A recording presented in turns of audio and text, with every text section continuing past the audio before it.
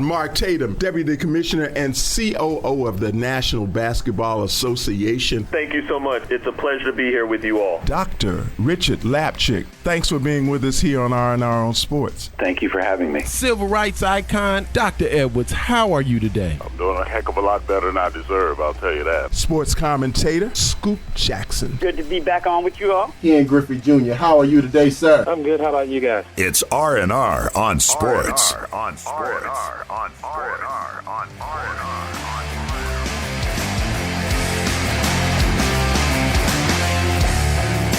Hello and welcome to R&R on Sports. I am Howard Robertson. And I am the most amazing. Bow, pop that collar. Larry Robinson in the house, baby boy. What's up, America? We back to most amazing. Oh, now pop that collar. Pop the collar, Who baby. did that? That was 3-6, right? Somebody. Didn't 3-6 3-6, 7-6, 15-6, 26, 50-11.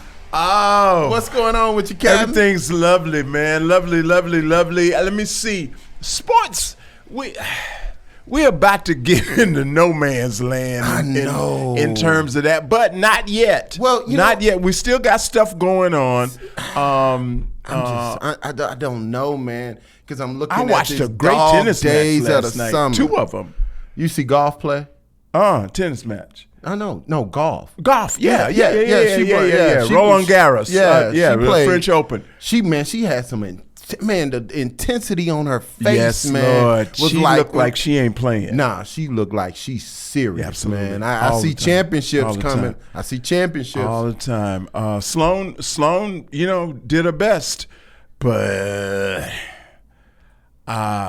Coco was on a mission. Yeah. So Coco's so serious I watched that, Coco's and I serious watched Djokovic and Nadal. Okay. Ooh. Both of them are cold-blooded, man. Them were some bad boys, But man. Nadal Djokovic was more cold. Oh, well, Nadal He is. was ice. Wait a minute. Nadal has won his, 400th match or something like that? Something like that. It was 21 Grand Slams. Yeah, man. He's pretty amazing. Pretty amazing. Cats doing their thing. What you got on the NBA? You been watching the NBA? I have been watching the NBA, and what you seeing? You know what my saying is: what's supposed to happen happens when it's supposed to. Okay. So, who's supposed to be in there is in there. The Warriors and the Celtics. Well, we'll talk about the Warriors. Who's gonna come out? But let's talk about before the Okay. Celtics and the Warriors. And my thing is this: this has been somewhat of a disappointing playoffs for me. Why?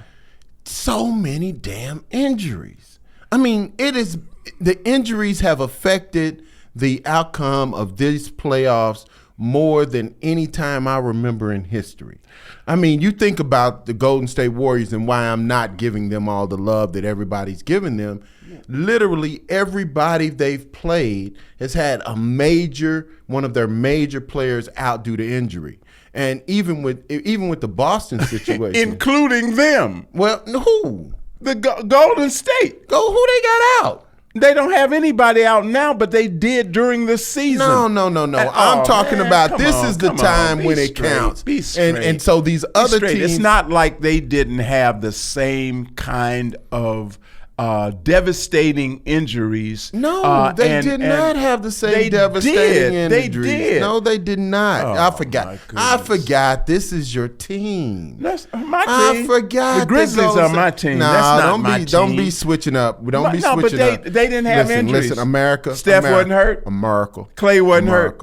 America. They weren't hurt. America. Go back and listen. Draymond wasn't hurt. Draymond was hurt. Draymond was hard for Steph part hurt. of it. Steph was hurt, and Clay wasn't hurt. Clay Who wasn't hurt? I'm still saying that now that they've brought everybody back, they got everybody back healthy. The teams they've played against has had a major member gone, and it's their fault. No, I ain't saying it was their fault. I'm just saying that the playoffs, as great as they were tabbed to be, has not turned out to be Mark as of a amazing. champion 'Cause is what you do in hard times. See, I truly Mark of a believe, champion is what you do in hard times. that the Grizzlies would have beat them if they had Ja. I believe this too. Well, so that's what I'm saying. I believe this too. That's what I'm saying. They were a little shook, but then when Ja went out, that's where you were. R&R on Sports. We got talk for you. Don't go anywhere. We will be back after this. Yo, this your boy Chris Brown. David West of the Golden State Warriors. Hey, this is Dr. J. This is Shaq Adocious. Yo, what's up? This is Ice Cube. And you're listening to a little R&R. R&R on sports. Blues in the basement. Hello. And the lyrics of the blues songs, like Bobby Rush, can sometimes be a little risque. We just got the music on. Blues. Instrumentals. Loving it. I don't care if you're young or old. Blues in the Basement. Get together, let the good time roll. Part of the Kazukian Network.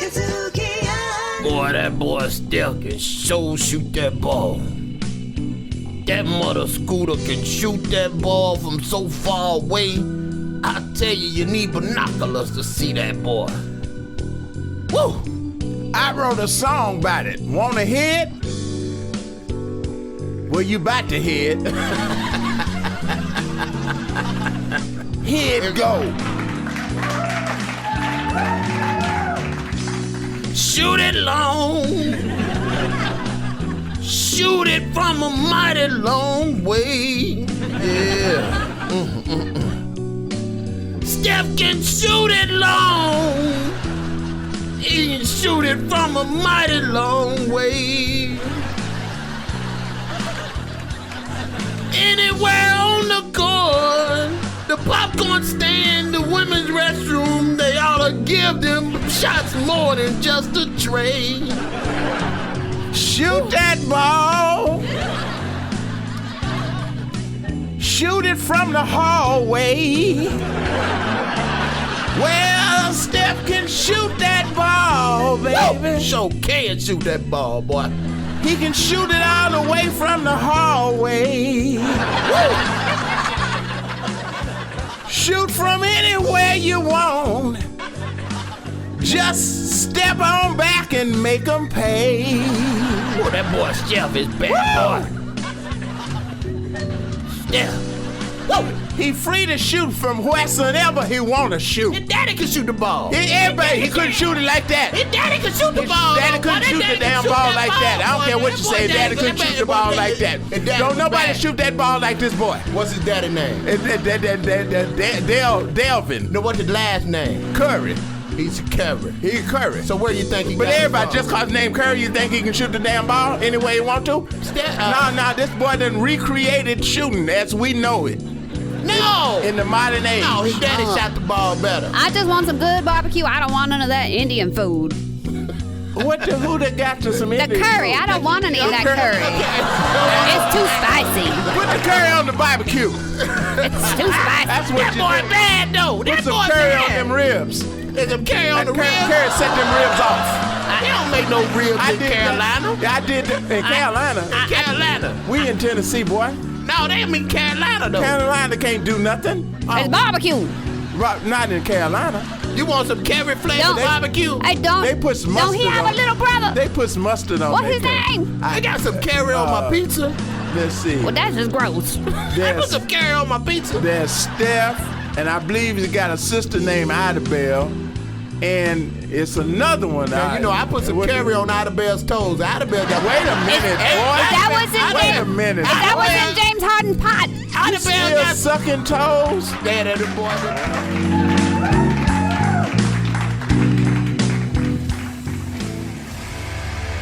Riffin' on jazz. So all the artists today must be ladies. Must be. Oh, my favorite. You got a problem? No, that's my favorite. See, I knew. Riffin' on jazz on the Kazukian Network. Welcome back to R&R on Sports. Back. So, before we go into this deep sleep, before we go into this hiatus, Hibernation is called. for major sports, and Summer I'm not hibernation. trying to say that baseball is not a major sport. I am simply saying that there are others, and And so what are you saying about the finals? NBA finals. Celtics versus the Warriors start soon. As of this taping, start soon. What do you say? I got Boston in 6. I got Boston in 6 because here's two things. Number one, Boston has the inside presence with Robert Williams. That's why your head is so big. Because I'm smart. It's swollen. Because I'm smart. It's swollen. Because I'm smart. You've had trauma to your head. I'm smart and I'm wise and I'm Nostradamus. You're choosing Celtics in 6. That's hilarious. No. Seriously, think about this. You could do stand-up. That's hilarious. See, there we go. Listen. You got Marcus Smart going to play lockdown D on Steph Curry. Steph Curry is going to have the worst series of his career. Now, secondly, we got Robert Williams and Al Horford in the middle. Too young. That is the thing from the Twilight Zone. Horford in the middle. Horford in the middle as well with Robert Williams is going to give the Celtics an inside presence that literally Warriors cannot deal with. Don't have no inside. So once again, but they got the outside. They got the outside with Tatum and Brown, and then you got the lockdown D with Smart, and then you have, like I said, Williams and Horford in the middle. I think Boston is going to put this to bed in 6, and I'm taking all bets. Now, what you got? Tell me what you talking about. You're going to lose Tell everything. me what you talking about. You're going to lose everything. I'm not going to take your money. I'm not going to take your money. I love your wife and your children. I could not do this to them. I would not do this to them. What's up, brother? So you got the Warriors? Yeah, I do have the Warriors. Straight up. Yes, Come on, I man. do. Let me hear why you have the Warriors. Oh, okay. Why do you have the Warriors? I'll tell you just one main reason. They have been there before. Okay. Been there, done that, got the rings. Getting to shoot. They got the rings, the T-shirts, the bag of chips. Okay. The souvenir bobblehead and everything. As mercurial as the Celtics were with Miami, nah. Man, see, once again, y'all gonna put some respect on Jimmy Butler's name. Y'all gonna put some respect on his name. Jimmy Butler's the truth. No, Jimmy Butler didn't have the 6th man of the year in Tyler Hero. Didn't have him. And you had an undersized, and then you had Robinson, who wasn't even filling the ball up like he normally do, like filling the hoop up. So what I'm saying you is that the mercurialness of the Celtics was due to the defense of the Heat, and then you had a point guard, an all-star point guard who was running around on one hamstring. So come on, man. Come on, bro. Don't be disrespecting Miami. Don't be disrespecting Miami. So therefore, all due respect to Marcus Smart. All due respect to Jason Tatum. All due respect to all of them. Mm-hmm. But they can't handle what they about to. Can't handle who? They can't. Who they not gonna handle? The Warriors. Listen. Steph Curry. The last time. He got rolled up like a piece of tissue by Marcus Smart. Don't think the new age Dennis Rodman, the new age Iguodala won't get in his grill again. Okay, he's gonna get in his grill again. Okay. And then Klay Thompson, he's not quite ready yet. He's been playing well, but he's not quite there yet. And you know how Marcus's how that pressure. Okay. I just want him to get his hair together. His hair's a dadgum mess. His hair's an embarrassment. See the problem with pressure is that it makes diamonds. But unfortunately, when you're on the basketball court and you have to break wind, it'll blow you up. It'll blow you up. That pressure will blow you up. So what I think's gonna happen with the Warriors, especially Klay, is that he's gonna get tight. That sphincter is gonna get tight. And when that sphincter gets tight, it's hard to shoot threes. So who else you watching? You watching any hockey? No. You ain't watching the hockey. Ain't enough brothers in hockey, man. I know they trying to work on their diversity and inclusion. Okay. But I just don't see too many brothers moving to the cold climate. Are you watching USFL? What is that? Is that the new football league? That is the I thought it was a fan control. I thought it was a fan controlled league. You got the USFL, the Canadian. Okay, so do they? I'm play not in watching Canada? them either. I'm not watching them either. I can't deal with it, brother. I can't deal. Let's get back to basketball. Listen, question. Basketball is not the only sport. I know. You watching any baseball yet? You know, my dude. It's a little early for me for baseball. Yeah, it's a little early, but Mookie Betts is balling. I just got to say Mookie Betts is balling. Truly appreciate the way that brother's playing, and he is truly giving them the returns. The best action I'm seeing in baseball at this juncture actually is fathers making catches of foul balls with babies in their arms. Hey, that's what I'm seeing. I am seeing these fathers at the impressed ballpark with their babies in their arms, balls coming toward them and them catching them with their bare hands. That's a real daddy right there. That's a real daddy. And maintaining. One of them kept the bottle in the baby's mouth and caught the ball with the other hand. Now, who said we can't multitask? Well, quick question though. Fatherhood. Seriously, go back to basketball real quick. Okay. Say the Warriors win this one. Say they win it.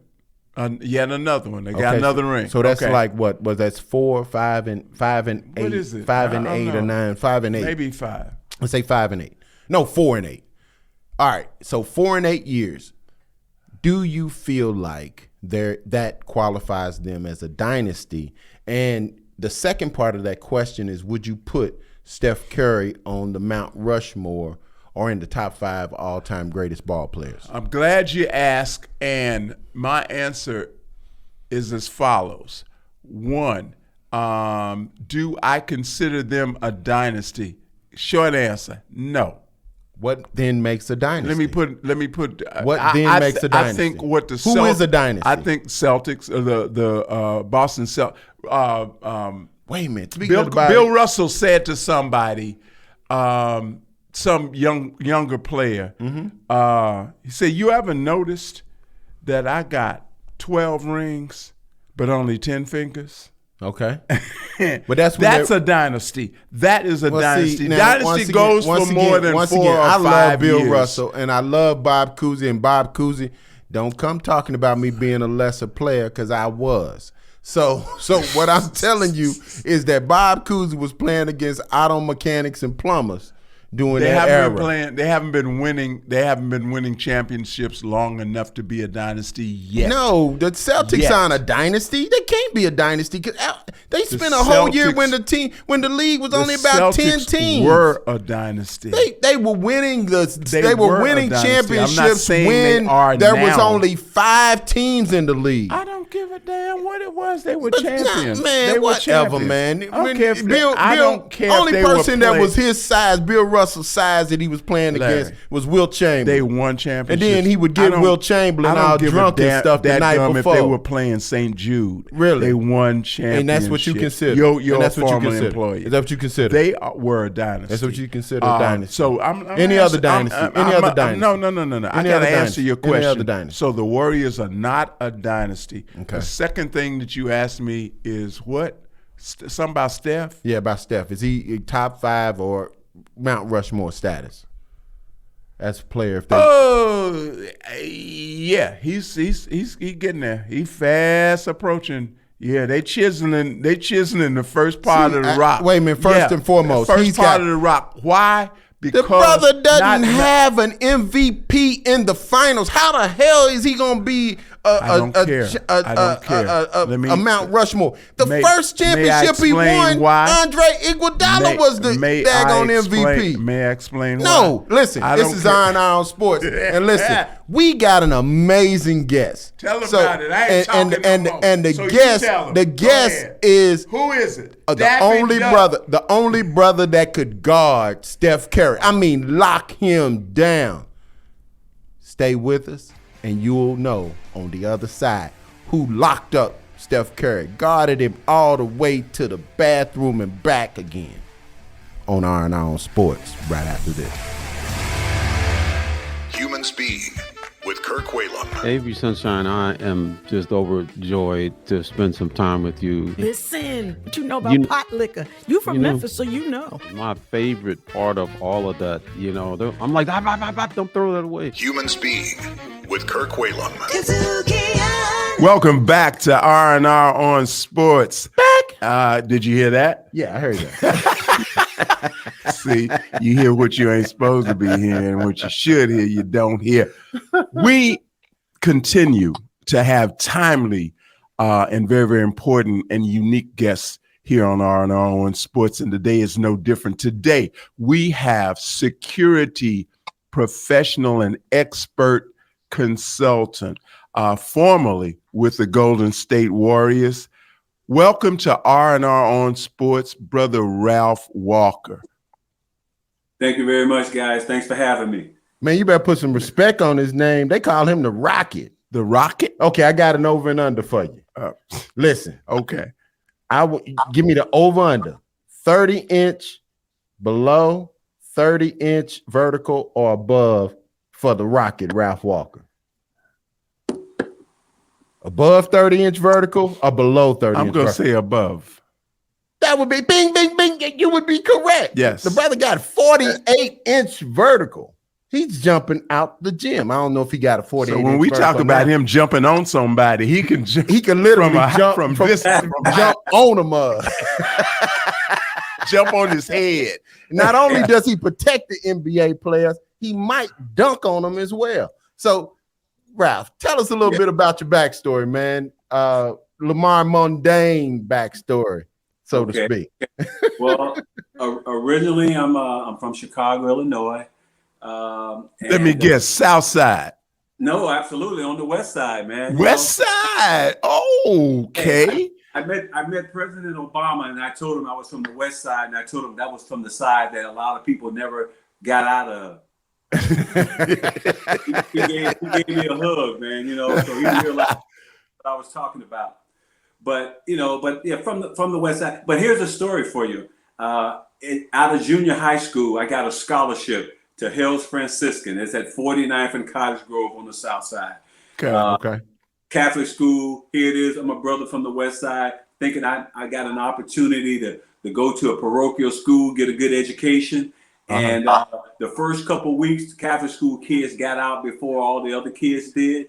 And I was able to get to the school, get back to the L and back to the West Side. Well, after basketball season started, we got out a little later. And man, walking home, I had South Side guys. I guess they could smell the West Side. And they chased me and my partner home, man. My parents transferred us out of that school the next day. And were you in a uniform? Did you have to wear a uniform in the Catholic school? Yeah, absolutely. Yeah. They had some marks. They had some marks right there. If you took the tie off when you left, you know where your tie. There you go. Oh my goodness. But you had. I feel you. I did the same thing. Same thing. Dude, and these guys, they're from around here. They get twisted about that tie, man. They see you in a tie. It's like they think, brothers from the hood get mad when they see you in a tie. And I told them, I said, y'all know me. I'm the same cat. I had to come out that tie, man, and go to work. Get busy. So the tie is a crazy part, but just what I always had a problem with was just the territorial stuff. Yeah. Why somebody's just claiming territory. And we don't own anything. That's right. So listen, this is R&R on Sports, and we're speaking with NBA security professional Ralph Walker. Ralph, how in the world did you become chief of security for the Golden State Warriors? I mean, what's the career path to that? Okay, well, I have two versions. I'm gonna give you the quick, because I know we don't have all day. I'm gonna give you the quick version. Okay. I was working on the Oakland Police Department. I had completed 26 years of service, and the year before I retired, Latrell Sprewell choked out PJ Carlissimo at the. Yes. I remember. So I was one of the officers that responded to that facility, and I met an NBA security representative named Kurt Jameson, who was a retired FBI guy. And I went, hey man, I'm a year away from retiring from my job. How do I get a job like this? I play ball. Can I get a job? So he told me what to do. And so I followed that path. And 2 years later, I got a call from the NBA to interview for an NBA security rep position. And I was assigned to Golden State. Awesome. Beautiful. Awesome story, man. Just being in the right place at the right time. And a timely Sprewell choke. Every time I see PJ Carlissimo, I tell him, I say, man, I'm thankful for you. This is how I got my job. Oh, my goodness. So talk to us about and I want you to, every secret you can tell us, I want you to tell us today.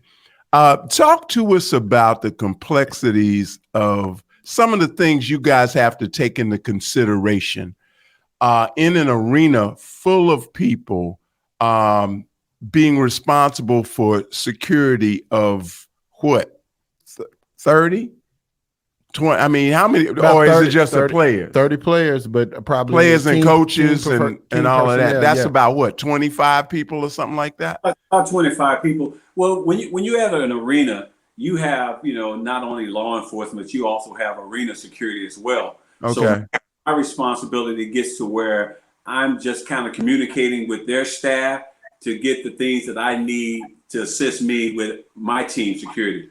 But for the most part, for the Warriors, when I work for the Warriors, we would have a staff of 3 to 4 guys. Okay.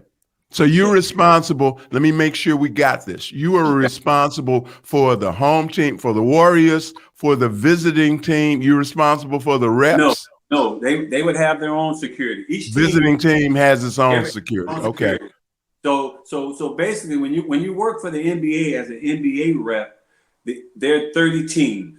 So the NBA will reach out to every city that has a team and try to get a guy like myself to represent them, because they have a staff that's not that big. So they contract out to hire guys, and then when the playoffs start, their group is small enough to where they can come and handle like the Final Four or the semifinals, because now their numbers are smaller. They may have about 10 to 15 guys in their group. So you're responsible for the refs? I would be responsible for the refs, but they have a guy also that's from the NBA that would also be responsible for the referees. Just one? Well, especially looking at these playoffs.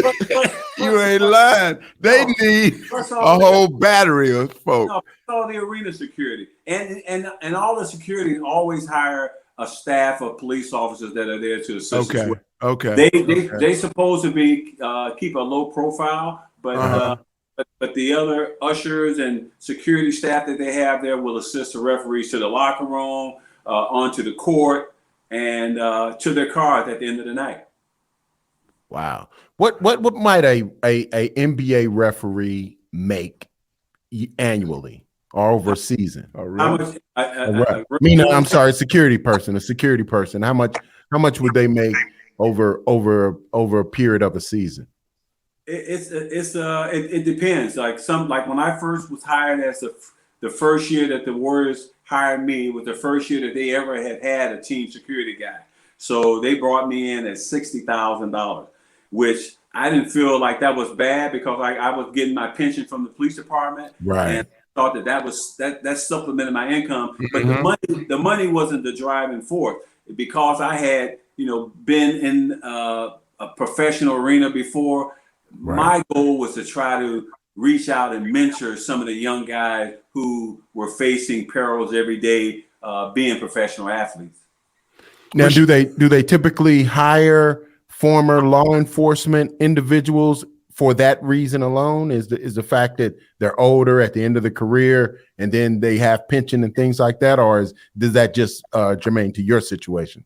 That just happened to be what the NBA required. The NBA would hire before I got hired, they did reach out to a lot of former FBI guys, and then as time went on, they did reach out to local law enforcement guys. Now the security department is actually run by a lot of Secret Service guys who have covered the president, and they feel like, are more. Since we've broadened our scope with being just the National Basketball Association, we should be the W Basketball Association, the World Basketball Association, because like we've expanded our horizon. We are the NBA without borders. So, but what I told my GM when I got hired is this: it's good to have guys that are knowledgeable like that, but if you're going to protect your players from some of the local things that go on, you need to hire a local guy who's already experienced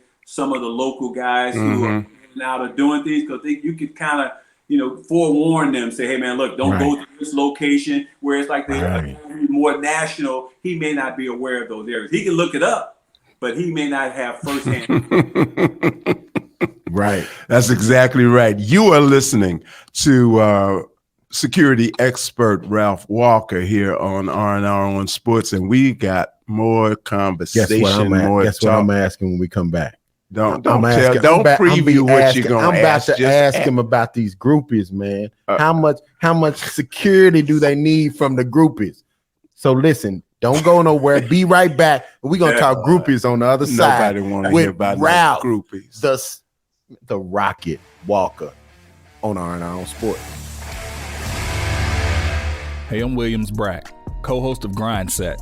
The insight you gain from us and our guests will motivate you to take the leap into entrepreneurship. So stay with us. What's your grind set? And if you happen to miss some of our episodes, make sure to check us out on Spotify, Apple Podcasts, TuneIn, Stitcher, or your favorite podcast provider. Grind Set on the Kadzukian Network.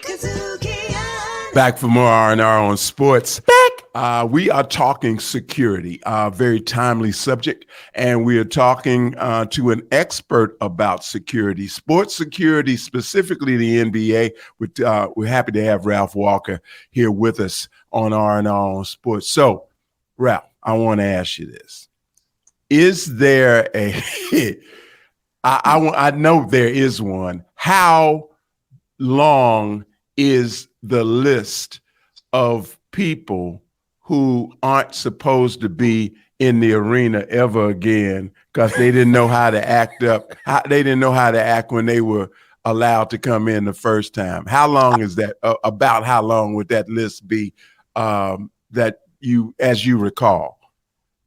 Well, that area is handled by the arena security. Absolutely. That's what I say. Okay. Got all these different layers of security. So I work alongside of those guys, and especially if I see someone who's misbehaving, then I'll to the arena security director or one of his supervisors and say, hey, look, I'm having a problem with this guy behind my bench. Can you assist me with him? Now, a lot of fans who go to the game, they feel like they have total rights to do almost anything. But if you ever read the back of the ticket, and I guess it's a disclaimer, but they have a code of conduct on the back of every ticket. If you ever read it, and it tells you that you cannot do certain things. So if I see where someone else is stepping beyond the lines of just having fun and yelling out at the player, then I'll go contact one of the arena security guys and say, hey, look, I need some assistance with this guy. Maybe if not removal, but to give him a warning, to tell him to calm down because he's offending my players. Okay, Ralph, so no. Wait a minute. I know what he's going to ask in terms of this. I want to ask you, with anybody you've worked with, who's been the most challenging to protect? Yes. When I left in October, I was covering Steph Curry. People may think that Steph would probably be a tough person to protect, but because of the type of guy that he is, he really has not ever been a problem for me. He's a family man, not out and about all the time. and so you may get some guys that are like that. But when I came on with the Warriors in 2005, and we got Bob Myers as our general manager, right? They started bringing in a lot of good character guys. And so I went to him and said, "Hey man, you got all these good character guys." He said, "Well, just keep them good." But I'm gonna tell you another thing that I thought was really keeping guys in check. David Stearns, before he passed away, he had this notion to go out and look for European players. And so when they went abroad and started getting European players, man, a lot of our players had to shape up or be prepared to get shipped out. Like because the story was that a lot of these European players were much better fundamentally sound. Absolutely. And I didn't always agree with that, but it's almost like Major League Baseball. I often wonder whatever happened to the American baseball players. Did they all of a sudden just stop playing baseball? But for some reason or another, it was like we're looking to kind of bring basketball worldwide, but it kind of affects brothers in the neighborhood who could have bad behavior. Right. And now in the position where they don't have to tolerate that behavior because like they have other options to go to. And we see they do with the big Luka and a lot of the players that's coming from Europe. Joker from Denver, man. Jokic. A lot of these guys are really talented and fundamentally sound. Yes. Ralph, what is a story? What's one of those stories that stick in the back of your mind of a fan that went just way, way too far, even beyond what normally you would see from a fan? Hey, well, we've had a lot of close courts intrusion. You may have seen one in the Minnesota series where some lady ran out on the court. I was in Memphis. I was there. We were probably both there. Yeah, she chained herself to the. Well, one year we were playing the Houston Rockets. And the Houston Rockets were wearing their red uniform, and just from the opposite end from where I was, some guy runs out on the court and he's running as if he's like in the fast break, running down the court. And I'm looking at the guy and I'm thinking, trying to process it, going, I can't believe that that's somebody that's running out on the court. And as I'm starting to make my move to get him, somebody from the scores table also ran out, grabbed him and tackled him. And then we were able to grab him and usher him off the court. So that was the weirdest and the craziest thing for me in my experience. I mean, there's always guys that are yelling things. I've seen a guy from where the guys are going through the tunnel hang a noose from that tunnel. Wow. And so he didn't really feel like that was offensive, but we had to go tell him, hey man, you may be saying hang the other team, but our players are kind of sensitive when it comes to you got black players, symbolism. Wow, that is nuts. So is there a place that you are more concerned about players as it relates to the arena, as it relates to outside the arena? How far does your reach go? Or just places you don't like, places you didn't like going and whatnot for whatever reasons, particularly security. Well, arenas and stuff. I'm not going to say one in particular, but there are some arenas that you go to, and think about this. A lot of the arena staff that works there, they are fans themselves. Yeah. And so you may go there and you may not feel like you're getting the service that you want to have because you are the opposing team. Right. Now, they're supposed to accommodate you, but sometimes you don't feel like you're getting it. So you have to try to go in there and hopefully kill people with kindness and hope that they will, assist you if you have an issue. And some arenas are just made to where they're small. And when you go in through the tunnel to get to the floor, there are guys who are just leaning all over. And there's a possibility that they can kind of reach out and hit your players the wrong way. Right. So our guys have to be in position, kind of to move those hands out the way so that our players don't get slapped or they don't get the towel ripped off. Right. the backs or something like that. I can't see Madison Square Garden being an easy place to. Madison Square Garden is a tough one. Yeah. Really? Yeah. What makes Madison Square Garden so tough? And because like they've won a lot of championships, and because they won a lot of championships, there's a lot of arrogance, and they feel like it's New York. Well, hey, I'm just asking. I'm just trying to say they just feel like. Well, New York haven't won anything in a long time. You heard about that? Get that straight. But New York is an older. The Madison Square Garden is an older arena, but you can get from back of the house onto the court without a lot of fan touching and reaching out to you. But there is a kind of arrogance in New York because that's what I was talking about. Well, speaking of because of years past. Speaking of touching, I want to ask about these groupies. How much of an issue is that for NBA security? The women, because when I was traveling with professional athletes, the women seem to throw themselves at the young men at every chance, at every turn they make. I'm wondering from a security standpoint, what do you see? What are your experiences, and how do you deal with the groupie factor? Well, that's probably still exists, but I think that it's more covert now. I think the NBA every year they talk to a lot of the younger players that come into the league, and they tell them about the do's and the don'ts and the things that you could kind of encounter along the way.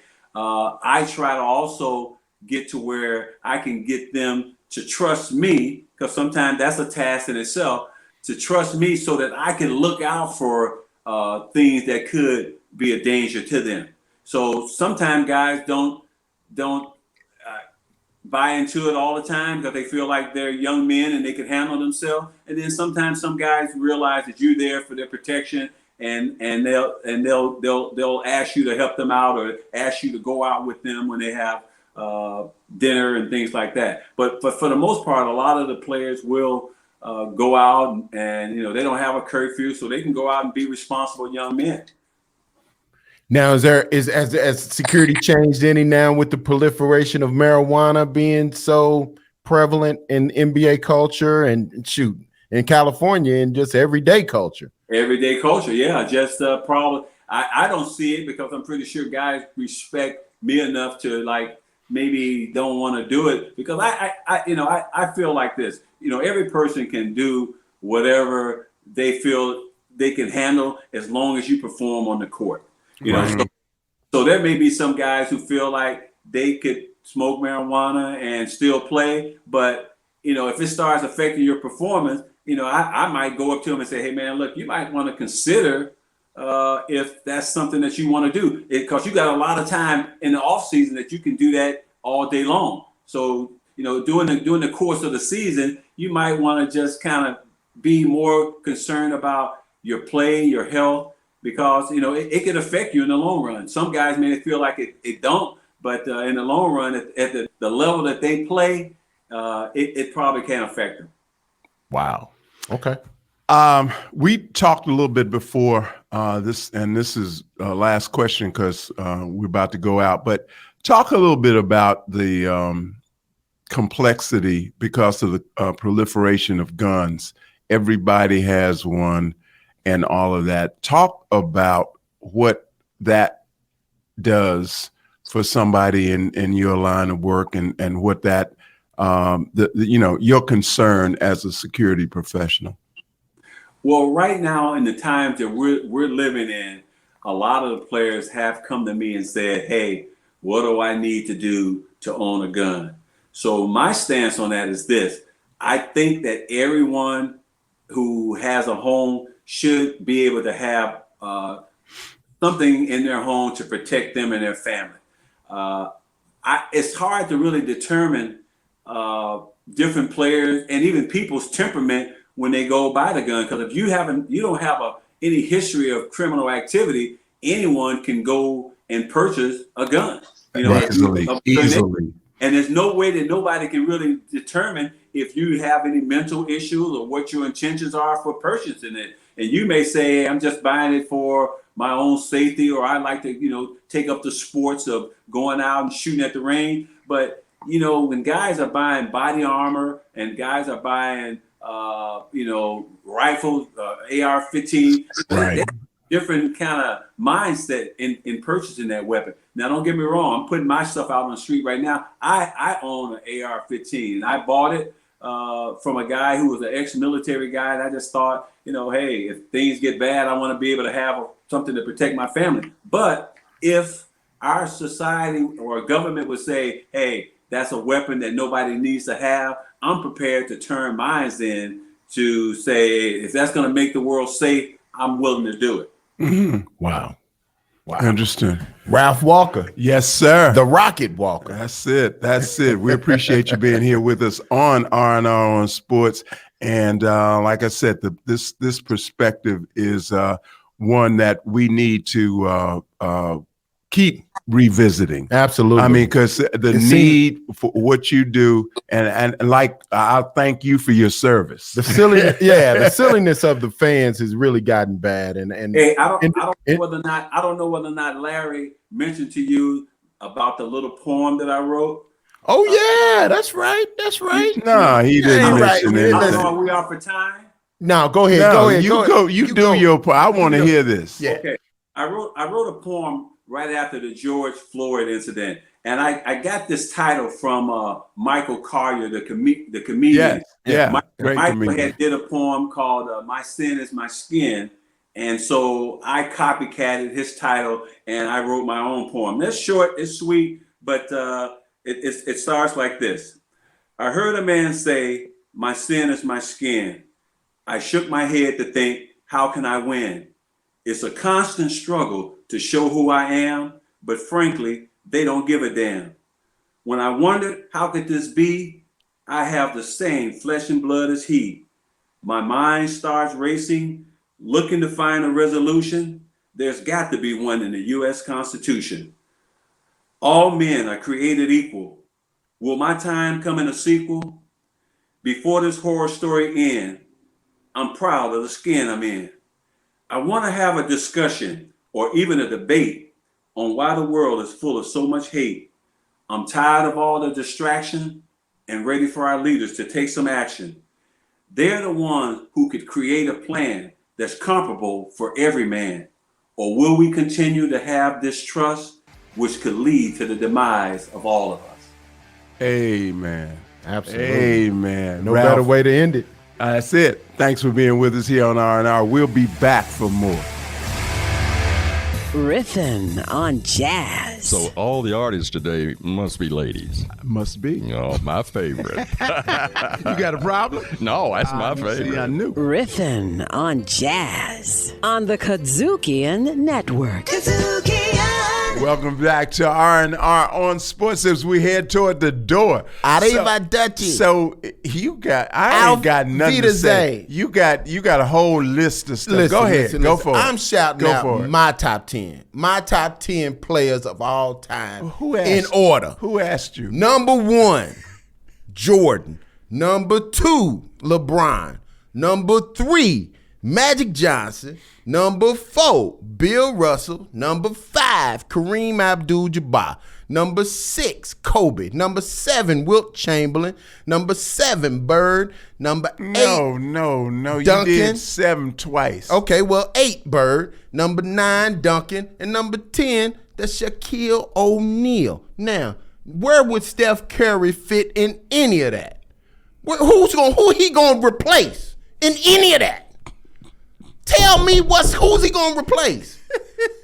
So we gonna take off Jordan? He gonna take off LeBron? He gonna take off Kareem? He gonna take off Magic? Gonna take off Russell? You gonna take off Bird? Gonna take off Kobe? Gonna take off Wilt? Gonna take off Duncan? Take off Shaq? Who is he replacing? He ain't even winning MVP on his own team. Man, get this dude out of here. Why did your voice go up 3 octaves? Why is because I was raised by a black woman in the inner city. Why is it I can see your petticoat? Hey man, listen, bro. Listen. Tell me who are you going to? I ain't trying to replace. Okay, tell me who. Tell me who. Getting involved in that, who Larry. is he replacing? I'm not getting involved in that. In that tent, you saying that they and Jeremy have conspired up on a dadgum list. Y'all been working on this stuff for 2 weeks. I ain't about to say nothing about that. No, tell me who is he replacing? Do I look like an FUEL to you? Tell me who he's replacing in those 10. You're saying you nothing. You're saying they got the chisels out. Who's he replacing? 31, 30, 29. We got 27 seconds left. I don't have time. I would, but I don't have time to address this. You know? No. So we're going to do it next time? Next show. Next show? Next show. All right. We're talking about R&R on Sports. We are so glad that you are listening to us, despite all this foolishness and craziness that you have heard over the last hour. You are still with us, hopefully. We appreciate you being with us. Tune in next week for more foolishness. So it's gonna be some furniture moving. I'm this highly boy is upset. here, I'm it's highly gonna upset be on. and bothered. It's gonna be on and I'm popping. highly upset and bothered. Take brother. care of yourselves. Take care of each other. You better hope somebody take care of Uncle Howard in here. Say goodbye. Goodbye. You've been listening to a little R&R on Sports, written and produced by Howard Robertson, Larry Robinson, recorded and mixed in Memphis, Tennessee.